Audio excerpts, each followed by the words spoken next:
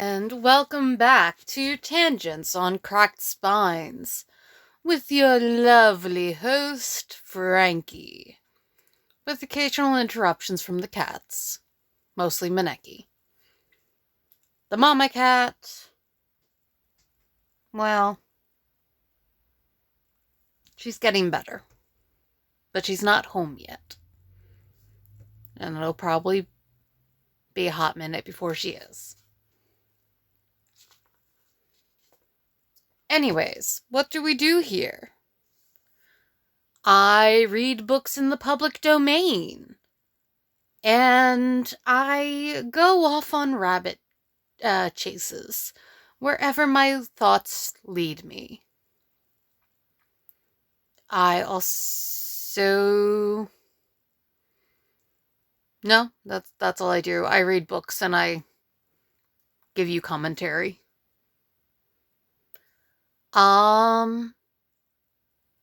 That being said, listener discretion is advised, especially for those under the age of 13, as public domain books are old, but they are not politically correct and they tend to be a lot more violent.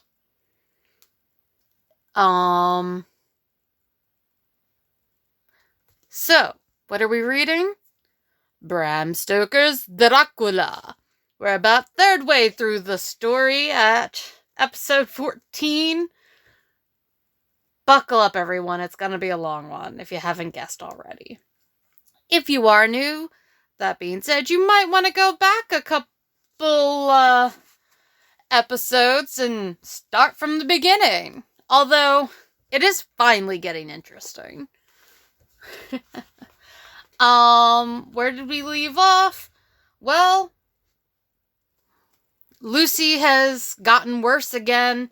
Van Helsing is in the picture, helping, and Arthur just gave a living blood transfusion.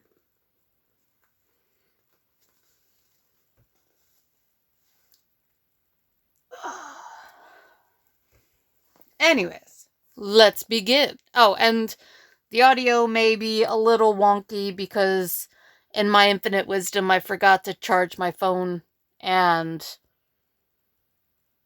so it's charging while I'm recording.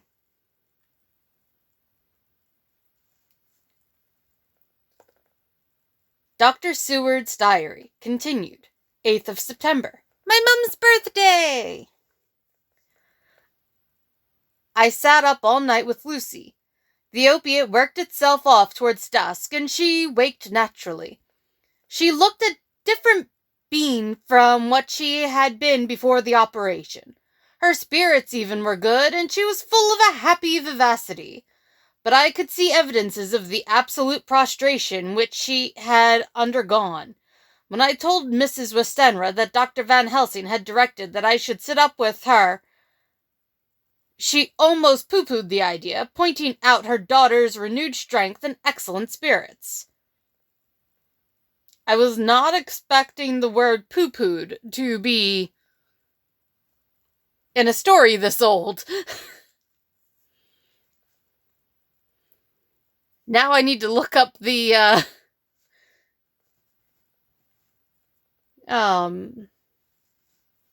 words are not my friend recently. The origin of the term. I was firm, however, and had made preparations for my long vigil. When her maid had prepared her for the night, I came in, having in the meantime had supper, and took a seat by the bedside. She did not in any way make objection, but looked at me gratefully whenever I caught her eye. After a long spell, she seemed sinking off to sleep, but with an effort seemed to pull herself together and shook it off. This was repeated several times with greater effort and with shorter pauses as time moved on. It was apparent that she did not want to sleep, so I tackled the subject at once. You do not want to go to sleep? No, I'm afraid. Afraid to go to sleep? Why so? It is the boon we all crave for. Not if you were like me, if sleep was to you a presage of horror. A presage of horror? What on earth do you mean? I don't know. I don't know. And that is what is so terrible. All this weakness comes to me in sleep, until I dread the very thought.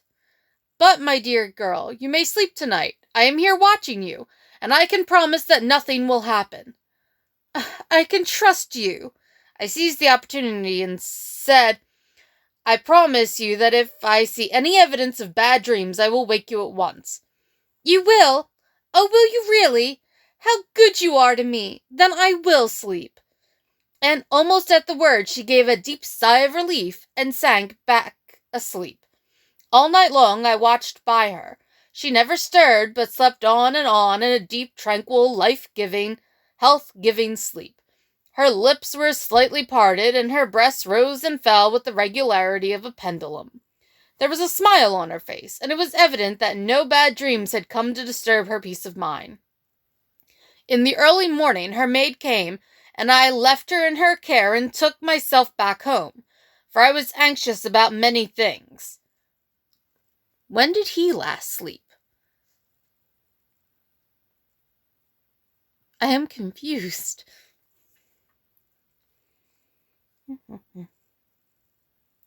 I sent a short wire to Van Helsing and to Arthur, telling them of the excellent result of the operation. My own work, with its manifold arrears, took me all day to clear off. It was dark when I was able to inquire about my esophagus patient. The report was good. He had been quiet for the past day and night. A telegram came from Van Helsing at Amsterdam whilst I was at dinner, suggesting that I should be at Hillingham tonight, as it might be well to be at hand, and stating that he was leaving by the night mail, and would join me early in the morning. Oh, there we go. 9th September. I was pretty tired and worn out when I got to Hillingham. For 2 nights I had hardly had a wink of sleep, and my brain was beginning to feel that numbness which marks cerebral exhaustion. Lucy was up and in cheerful spirits. When she shook hands with me, she looked sharply in my face and said, No sitting up tonight for you. You are worn out. I am quite well again. Indeed, I am, and if there is to be any sitting up, it is I who will stop with you. I would not argue the point, but went and had my supper. Lucy came with me, and enlivened by her charming presence, I made an excellent meal, and had a couple of glasses of the more than excellent port. Then Lucy took me upstairs and showed me a room next to her own, where a cozy fire was burning. Now, she said, you must stay here. I shall leave this door open and my door too. You can lie on the sofa, for I know that nothing would induce any of you doctors to go to bed whilst there is a patient above the horizon. If I want anything, I shall call out, and you can come to me at once. I could not but acquiesce, for I was dog-tired, and could not have sat up had I tried. So, on her renewing her promise to call me if she should want anything, I lay on the sofa and forgot all about everything. Great doctor. But he did need sleep. Lucy Westenra's diary, 9th September. I feel so happy tonight. I have been so miserably weak, and that to be able to think and move about is like feeling sunshine after a long spell of east wind out of a steel sky. Somehow Arthur feels very, very close to me. I seem to feel his presence warm about me. I suppose it is that sickness and weakness are selfish things, and turn our inner eyes and sympathy on ourselves, whilst health and strength give love rein, and in thought and feeling he can wander where he wills. I know where my thoughts are. If Arthur only knew! My dear, your ears must tingle as you sleep, as mine do waking. Oh, the blissful rest of last night! How I slept with the dear, good Dr. Seward watching me. And tonight I shall not fear to sleep, since he is close at hand and within call. Thank everybody for being so good to me. Thank God. Good night, Arthur. Dr. Seward's diary, 10th September.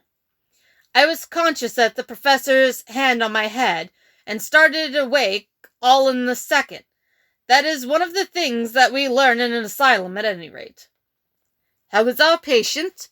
Well, when I left her, or rather when she left me, I answered, "Come, let us see," he said, and together we went into the room. The blind was down, and I went over to raise it gently, whilst Van Helsing stepped, with his soft cat-like tread, over to the bed. As I raised the blind and the morning sunlight flooded the room, I heard the professor's low hiss of inspiration, and, knowing its rarity, a deadly fear shot through my heart.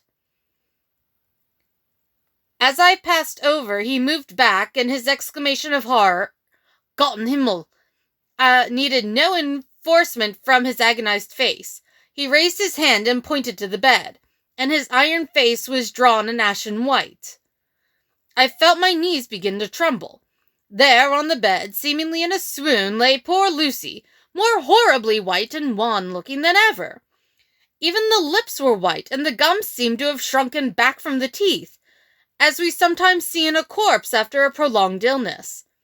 Van Helsing raised his foot to stamp in anger, but the instinct of his life and all the long years of habit stood to him, and he put it down again softly. "Quick," he said, "bring the brandy." I flew to the dining room and returned with the decanter. He wetted the poor white lips with it, and together we rubbed palm and wrist and heart. We felt her heart, and after a few moments of agonizing suspense, said, "It is not too late. It beats, though but feebly. All our work is undone. We must begin anew. There is no young Arthur now. I have to call on you yourself this time, my friend John." As he spoke, he was dipping into his bag and producing the instruments for transfusion. I had taken off my coat and rolled up my shirt sleeve. There was no possibility of an opiate just at present, and no need of one, and so, without a moment's delay, we began the operation. After a time, it did not seem a short time either, for the draining away of one's blood, no matter how willingly it be given, is a terrible feeling. Van Helsing held up a warning finger. "Do not stir," he said, "but I fear that with growing strength she may wake, and that would make danger. Oh, so much danger. But I shall precaution take. I shall give hypodermic injection of morphia." He proceeded then, swiftly and deftly, to carry out his intent. The effect on Lucy was not bad, for the faint seemed to merge subtly into narcotic sleep. It was with a feeling of personal pride that I could see a faint tinge of color steal back into the pallid cheeks and lips. No man knows, till he experiences it, what it is to feel his own lifeblood drawn away into the veins of the woman he loves. Ugh. The professor watched me critically. "That will do," he said. "Already," I remonstrated, "you look a great deal more from art." To which he smiled a sad sort of smile as he replied. I said, "You took a great deal more." "He is her lover, her fiancé. You have work, much work, to do for her and for others, and the present will suffice." When we stopped the operation, he attended to Lucy whilst I applied digital pressure to my own incision. I laid down whilst I waited his leisure to attend to me, for I felt faint and a little sick. By and by he bound up my wound and sent me downstairs to get a glass of wine for myself. Apparently the brandy's not good enough. As I was leaving the room, he came after me and half whispered, "Mind, nothing must be said of this. If our young lover should turn up unexpected, as before, no word to him. It would at once frighten him and enjealous him too. There must be none. So." When I came back, he looked at me carefully and then said, "You are not much the worse. Go into the room and lie on your sofa and rest a while. Then have much breakfast, and then come here to me." I followed out his orders, for I knew how right and wise they were. I had done my part, and now my next duty was to keep up my strength. I felt very weak, and in the weakness lost something of the amazement at what had occurred. I fell asleep on the sofa, however, wondering over and over again how Lucy had made such a retrograde movement, and how she could have been drained of so much blood, with no sign anywhere to show for it. I think I must have continued my wonder in my dreams, for, sleeping and waking, my thoughts always came back to the little punctures on her throat, and the ragged, exhausted appearances of their edges, tiny though they were. Lucy slept well into the day, and when she woke, she was fairly well and strong, though not nearly so much as the day before. When Van Helsing had seen her, he went out for a walk, leaving me in charge with strict injunctions that I was not to leave her for a moment. I could hear his voice in the hall, asking the way to the nearest telegraph office. Lucy chatted with me freely and seemed quite unconscious that anything had happened. I tried to keep her amused and interested. When her mother came up to see her, she did not seem to notice any change whatever, but said to me gratefully, "We owe you so much, Dr. Seward, for all you have done. But you really must now take care not to overwork yourself. You are looking pale yourself. You want a wife to nurse and look after you for a bit, that you do." As she spoke, Lucy turned crimson, though it was only momentarily, for her poor wasted veins could not stand for long such an unwonted drain to the head. The reaction came in excessive pallor as she turned imploring eyes on me. I smiled and nodded and laid my finger on my lips with a sigh. She sank back amid her pillows. Van Helsing returned in a couple of hours and presently said to me, "Now you go home and eat much and drink much. Make yourself strong. I stay here tonight, and I shall sit up with little miss myself. You and I must watch the case, and we must have none other to know. I have grave reasons. No, do not ask them. Think what you will. Do not fear to think even the most not probable. Good night." In the hall, 2 of the maids came to me and asked if they or either of them might not sit up with Miss Lucy.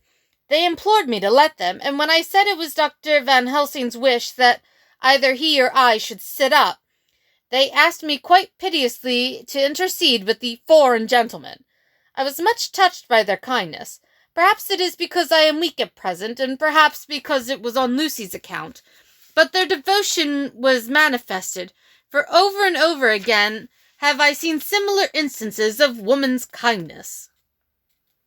You can't see me rolling my eyes. I got back here in time for a late dinner, went my rounds, all well, and set this down whilst waiting for sleep. It is coming. 11th September. This afternoon I went over to Hillingham, found Van Helsing in excellent spirits, and Lucy much better. Shortly after I had arrived, a big parcel from abroad came for the professor. He opened it with much empressement, amused of course, and showed a great bundle of white flowers. "These are for you, Miss Lucy," he said. "For me? Oh, Dr. Van Helsing!" "Yes, my dear, but not for you to play with. These are medicines." Here Lucy made a wry face. "Nay, but they are not to take in a decoction or in nauseous form, so you need not snub that so charming nose, or I shall point out to my friend Arthur what woes he may have to endure in seeing so much beauty that he loves so much distort. Ah, my pretty miss, that bring the so nice nose all straight again. This is medicinal, but you do not know how. I put them in your window. I make pretty wreath and hang him round your neck, so that you sleep well. Oh yes, they, like the lotus flower, make your trouble forgotten. It smells so like the waters of Lethe, and of that fountain of youth that the conquistadors sought for in the Floridas, and find him all too late." Whilst he was speaking, Lucy had been examining the flowers and smelling them. Now she threw them down, saying with half laughter and half disgust, "Oh, Professor, I believe you are only putting a joke on me. Why, these flowers are only common garlic." To my surprise, Van Helsing rose up and said with all his sternness, his iron jaw set and his bushy eyebrows meeting, "No trifling with me. I never jest. There is grim purpose in all I do, and I warn you that you do not thwart me. Take care, for the sake of others, if not for your own. Hey, I love garlic, and it keeps me in veg health." Then, seeing poor Lucy scared, as she might well be, he went on more gently. "Oh, little miss, my dear, Do not fear me. I only do for your good. But there is much virtue to you in so common flowers. See, I place them myself in your room. I make myself the wreath that you are to wear. But hush, no telling to others that make so inquisitive questions. We must obey. And silence is a part of obedience, and obedience is to bring you strong and well into loving arms that wait for you. Now sit still a while. Come with me, friend John, and you shall help me deck the room with my garlic, which is all the way from Haarlem, where my friend Vanderpoel raised herb in his glass houses all the year. I had to telegraph yesterday, or they would not have been here. We went into the room, taking the flowers with us. The professor's actions were certainly odd, and not to be found in any pharmacopoeia that I ever heard of. First, he fastened up the windows and latched them securely. Next, taking a handful of the flowers, he rubbed them all over the sashes, as though to ensure that every whiff of air that might get in would be laden with the garlic smell, which is a delicious smell. And it's a wonderful folk remedy, although not normally on your window panes. Then, with the wisp, he rubbed all over the jamb of the door, above, below, and at each side, and round the fireplace in the same way. It all seemed grotesque to me, and presently I said, "Well, Professor, I know you always have a reason for what you do, but this certainly puzzles me. It is well we have no skeptic here, or he would say that you were working some spell to keep out an evil spirit." "Perhaps I am," he answered quietly, as he began to make the wreath which Lucy was to wear round her neck. We then waited whilst Lucy made her toilet for the night, and when she was in bed, he came and himself fixed the wreath of garlic round her neck. The last words he said to her were, "Take care you do not disturb it, and even if the room feel close, do not tonight open the window or the door." "I promise," said Lucy, "and thank you both 1,000 times for all your kindness to me. Oh, what have I done to be blessed with such friends?" As we left the house in my fly, which was waiting, Van Helsing... I'm sorry, it's called a fly? I've not heard that term before. Not in reference to, like, a carriage or coach. Huh. "Tonight I can sleep in peace, and sleep I want. 2 nights of travel, much reading in the day between, and much anxiety on the day to follow. And a night to sit up without to wink. Tomorrow, in the morning, early you call for me, and we come together to see our pretty miss. So much more strong for my spell which I have work. Ho ho!" He seemed so confident that I, remembering my own confidence 2 nights before, and with the baneful result, felt awe and vague terror. It must have been my weakness that made me hesitate to tell it to my friend, but I felt it all the more, like unshed tears.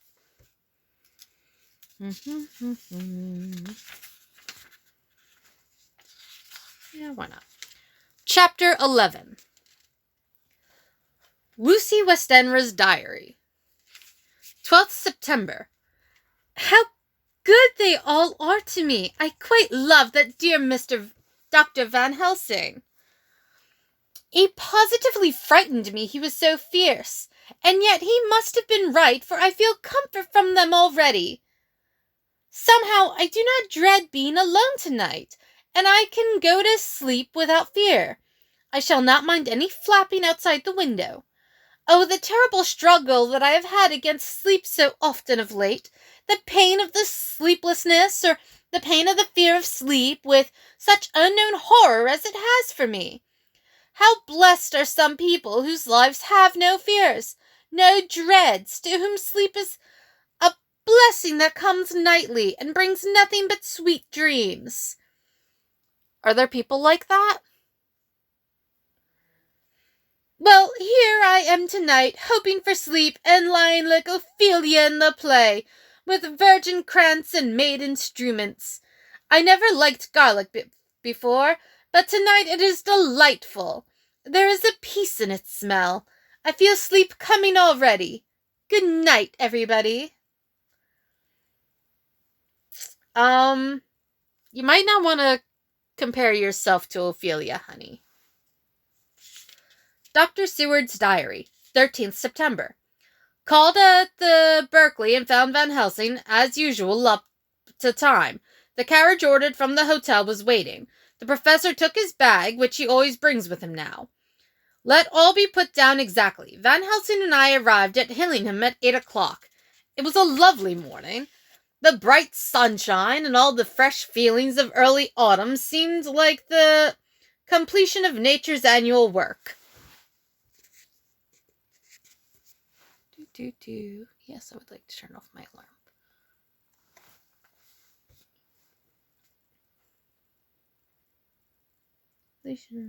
The leaves were turning to all kinds of beautiful colors, but had not yet begun to drop from the trees.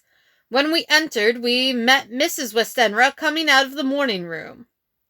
She is always an early riser. She greeted us warmly and said, "You will be glad to know that Lucy is much better.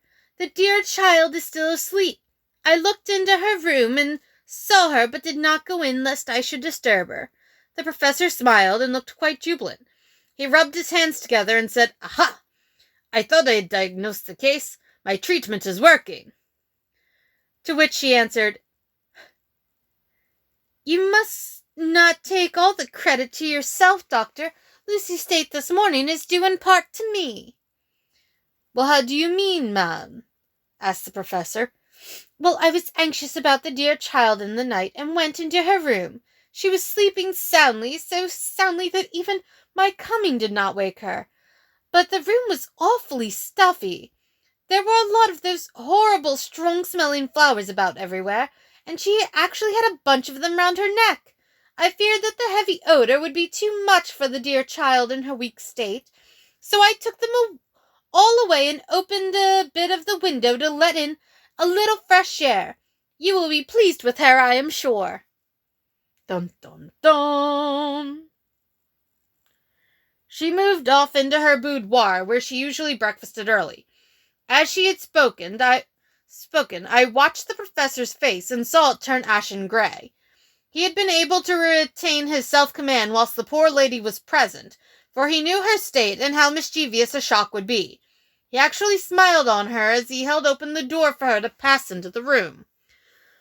But the instant she had disappeared, he pulled me suddenly and forcibly into the dining room and closed the door. Then, for the first time in my life, I saw Van Helsing break down. He raised his hands over his head in a sort of mute despair, and then beat his palms together in a helpless way. Finally, he sat down on a chair and, putting his hands before his face, began to sob, with loud, dry sobs that seemed to come from the very racking of his heart. Then he raised his arms again, as though appealing to the whole universe. "God, God, God," he said. "What have we done? What has this poor thing done, that we are so sore beset? Is there fate against us still, sent down from the pagan world of old, that such things must be, and in such a way? This poor mother, all unknowing, and for all the best as she think, does such thing as lose her daughter body and soul, and we must not tell her. We must not even warn her, or she die, and then both die. Oh, how we are beset! How are all the powers of the devils against us?" Suddenly he jumped to his feet. "Come," he said. "Come, we must see and act, devils or no devils, or all devils at once, it matters not. We fight him all the same." He went to the hall door for his bag, and together we went up to Lucy's room. Once again, I drew up the blind, whilst Van Helsing went towards the bed. This time he did not start as he looked on the poor face and the same awful waxen pallor as before. He wore a look of stern sadness and infinite pity. "As I expected," he murmured, with that hissing inspiration of his which meant so much. Without a word, he went and locked the door and then began to set out on the little table the instruments for yet another operation of transfusion of blood. I had long ago recognized the necessity and began to take off my coat, but he stopped me with a warning hand. "No," he said. "Today you must operate. I shall provide. You are weakened already." As he spoke, he took off his coat and rolled up his shirt sleeve. Again the operation, again the narcotic, again some return of color to the ashy cheeks, and the regular breathing of healthy sleep. This time I watched whilst Van Helsing recruited himself and rested. Presently he took an opportunity of telling Mrs. Westenra that she must not remove anything from Lucy's room without consulting him, that the flowers were of medicinal value, and that the breathing of their odor was a part of the system of cure. Then he took over the care of the case himself, saying that he would watch this night and the next, and would send word when to come. After another hour, Lucy waked from her sleep, fresh and bright, and seemingly not much worse for her ordeal. But what does it all mean? I am beginning to wonder if my long habit of life amongst the insane is beginning to tell upon my own brain.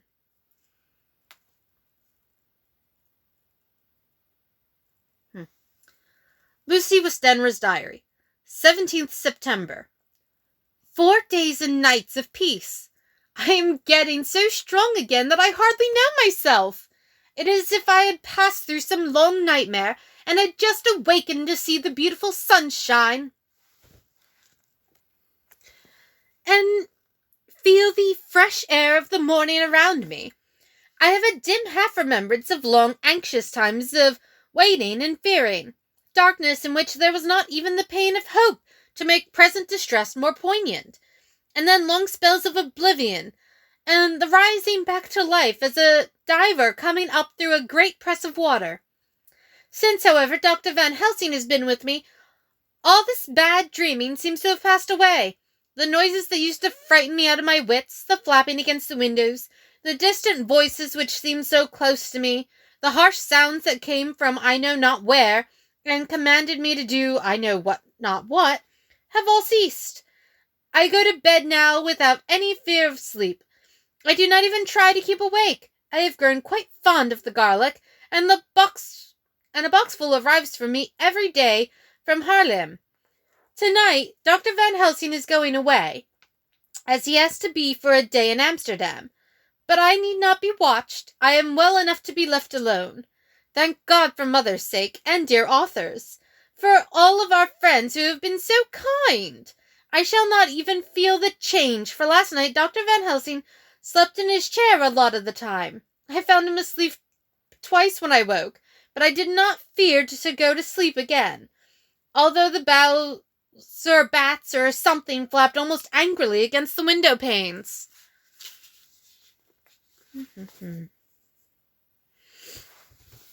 And with that, my lovelies, we shall end, because I can apparently only go like half an hour before my voice gives out on me. But we've made some progress, and it looks like Lucy is out of the woods. But we all know better, right?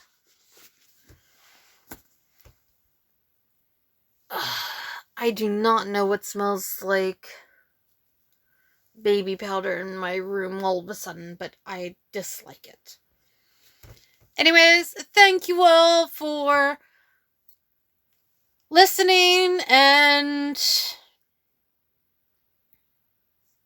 yeah, just thank you all for listening, and we'll be here again next week for the final of the Halloween specials and another episode of Dracula.